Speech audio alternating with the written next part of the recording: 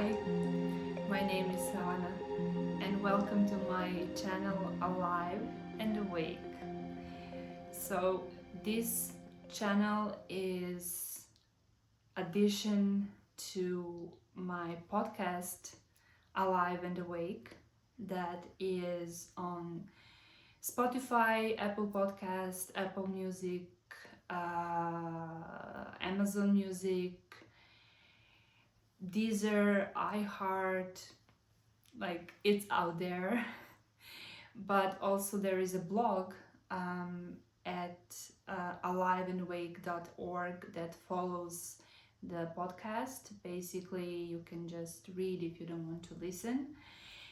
And this YouTube channel is like addition because I am not specifically talking everything what I'm talking now to you on YouTube, on my podcast. So this is just like, hey, I also think this and this. And what I would really appreciate is, of course, that you subscribe to this channel and support, but also to give me comments and feedback and tell me what is happening in your life and how you are struggling, or how to correct myself not struggling, how you are befriending your anxiety and depression. If you don't know what I mean, if you didn't see my previous video, please check it out and then you will know what I'm talking about. Today I want to just like touch up a bit something which will be on my podcast and my blog, and that is social anxiety. Oh my god, it's so spread out. I know so many people that have this specific type of anxiety, so social anxiety disorder, and it's like, I think even more enhanced now after COVID and after us being in lockdown for a very long time. People are used to not seeing other people, and if there is a, I don't know, a crowd of more than 10 people, you feel like you're anxious, and that can go easily into panic attacks and into dissociations, and bottom line, it can go into depression.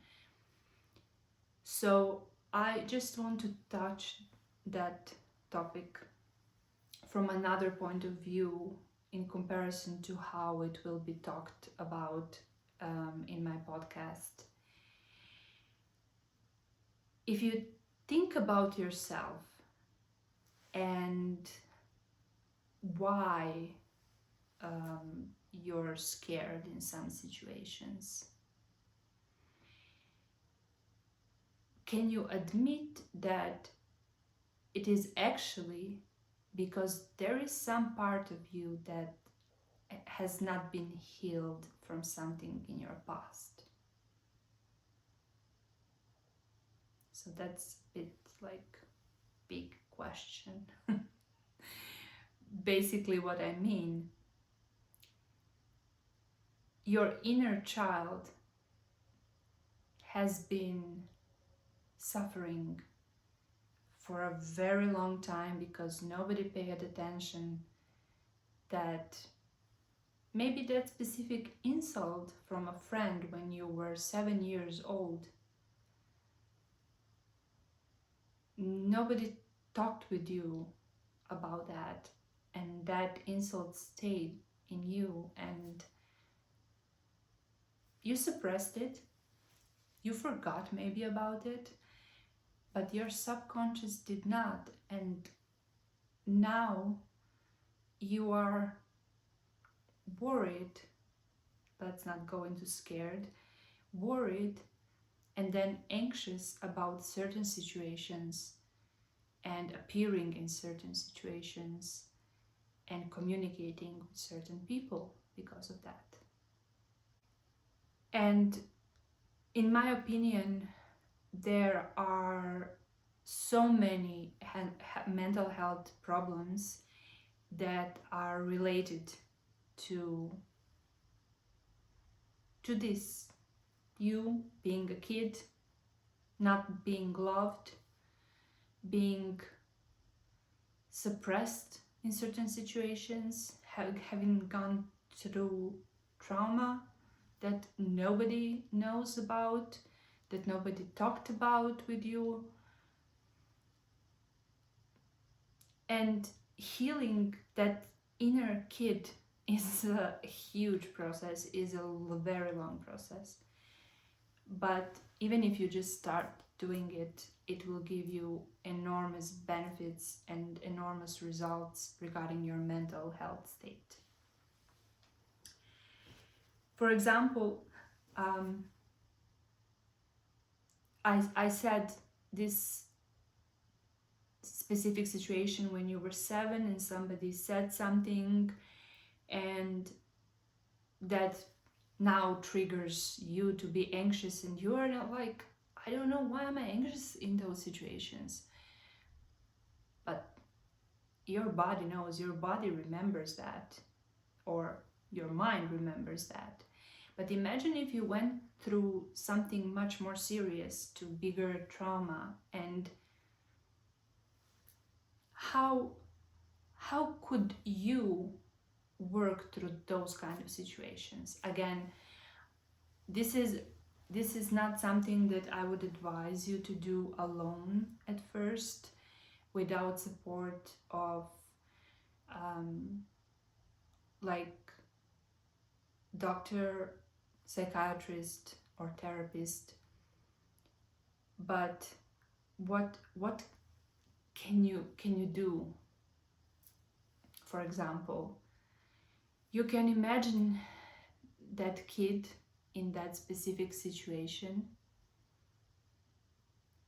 and like close your eyes, take a big breath, and then exhale, and then you see a kid.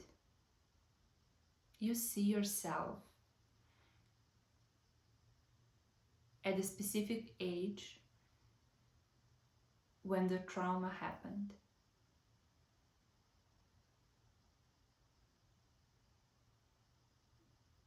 And you see the sadness in the eyes of that child. What will you do? What would you do when you see a sad kid, traumatized, shaking? You would approach it, you would hug it, you would maybe kiss it, you would put a blanket of love around it, and you would say, everything will be all right.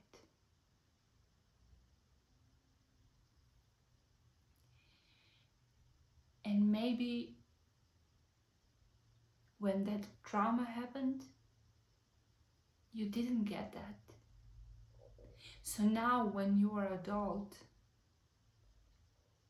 if you would work on yourself, if you would work on your inner child, you would need to repeat this exercise over and over and over again, and give lots of love to that inner child, which, by the way, is living inside of you every day. You are that child, now grown up, but still carrying all that worry, all that anxiety, all that stress. And it then one day just becomes a mental health problem, and you don't know why. So if you would have permission to do this exercise, I would definitely do it daily. permission by official person, I would definitely do it daily, because you know what? That kid that grew up and now it's adult, it's still insecure because of that smaller hurted version of you, and now it has to socialize, go to high school, go to college, go to work, make friends, make partners, build relationships. And how many times in all of that you felt that you're not good enough, that you're not loved enough, that you're not recognized enough? Do you think that comes only because of the people around you? It also comes from that kid inside of you that was not recognized when it should have been. And now, yeah, you're adult and you have to deal with these anxieties and social anxiety. You try to avoid a company. I can understand that. You avoid even thinking about socializing again, and all the stories from the therapist sound good, but you know what? At the end, you just want to throw yourself under the blanket and click on Netflix or Amazon Prime and just go through maybe social media and scroll and just cry because you think the other people are living so much better life than you, and they have no panic attacks and no social anxiety at all. They're just having fun every night outside. Yes, that's what we see. And that's what doesn't make the situation better, not at all. Because believe me, even those people who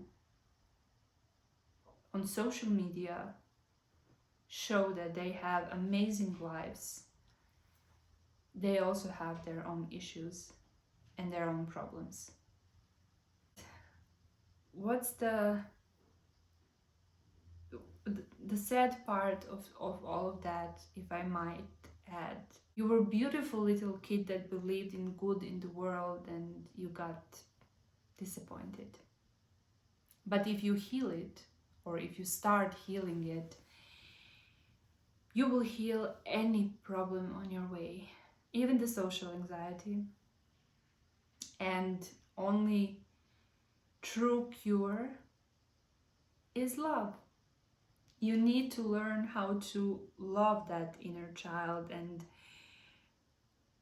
then everything will come into place. And as I said, there is this exercise where you would imagine yourself as a kid, hug yourself with a blanket of love every day,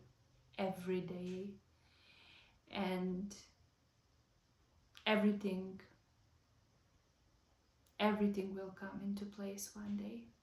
Something that I would mention in my podcast is the prevention, how to prevent all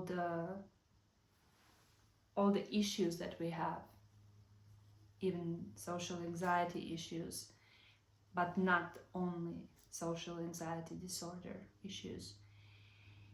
Get help early. Like, it is important to talk about your problems. Like, I'm talking now to you, like, I have no idea how many people will see this, but I'm trying to be as open and as honest so that someone can have any benefit or recognize itself, and we can make a community where we help and support each other. So you have to, no matter how uncomfortable, seek for help. It will help you live your life to the fullest. Some other things that you can do is keep a journal, because take pen and paper. Paper can take it all. Just put everything on the paper, whatever you feel. Reduce stress as much as you can. That's much more easy to say than to do, but if you want to really defend your inner child, yourself, you have to find a way to reduce stress. Maybe you are a believer, and we will talk about that as well, spirituality and religion and how that helps. So say a prayer. You have to manage your time in a specific way so that you surround yourself more with friends and family and less with let's say things that causes you stress. If that's friends and family, okay, understandable, but find something that you can surround yourself with that doesn't cause you stress that much and actually gives you much more support. Maybe specific person, maybe specific group of people, and try to spend as much time with them as possible. Find a hobby that you will just like specifically enjoy, and that it's not just watching TV. Avoid substance abuse and alcohol as much as you can, because that will work very wrong things in your body and in your mind. We can go into specific one episode if you want, how exactly those things could hurt you and just trigger certain chemicals released that are not good for your mental health and increase your anxiety levels. We don't want hypersensitivity when we are dealing with anxiety. We want that our sensitivity level is average, and we want to avoid, as I said, anything that gives us hyper state, even if that's caffeine. I was mentioning the previous episode, check it out please, that I reduced my coffee to 1 coffee a day because I want to reduce even caffeine as a substance that can increase my hypersensitivity. And what Jonathan Katz would say, we found the gene for shyness, and we would find it years ago, but actually it was hiding behind several other genes. So doesn't matter how shy you are, you will blossom because you deserve that, and you will be discovered one day. You just keep working on yourself, on your inner child, on your grown-up self, and yeah, there, just a little boost for your day. As I said, please, if you want this channel to thrive and that we talk more about mental health, subscribe, click the button for notifications, and give me comments, suggestions, questions. I would appreciate that so much. Lots of love to you.